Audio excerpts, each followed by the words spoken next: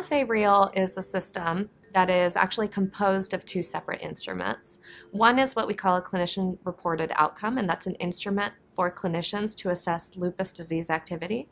The other one is what we call a patient-reported outcome, and that's actually an instrument for patients to assess how they feel about their lupus disease activity.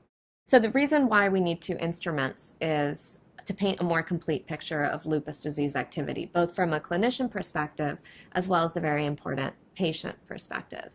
What's unique about the LFA-REAL system is that it can be completed in a short period of time, and that's both for the clinician instrument and the patient instrument. It can also track disease activity over a period of time, and it doesn't rely on complex scoring algorithms.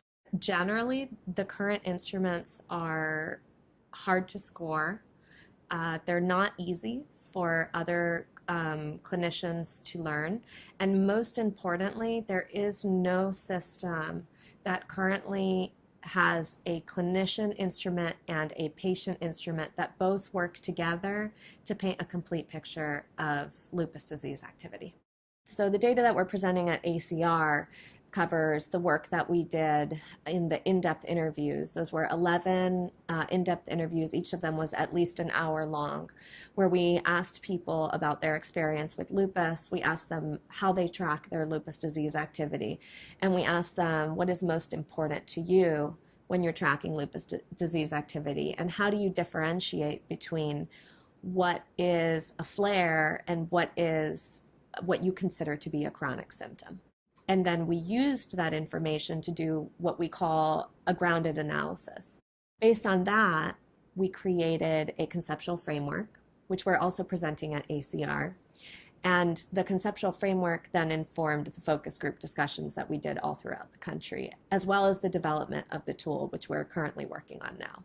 We have a very, very strong network of experts in lupus that are located all around the country, from incredible academic institutions, and we have access to those, and so we can really harness the relationships that we have to be able to work with all of our different partners at the same time and be able to test this system in multiple sites at the same time. At the end of the day, the system is going to be open access. That means anybody can use it.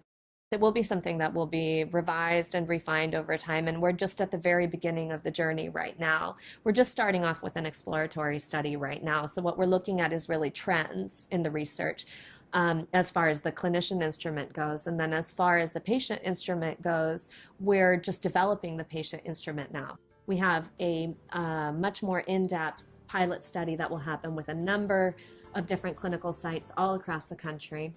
And then we have a validation study that will be a large-scale clinical validation study before we can get that out the door and get it into regular use.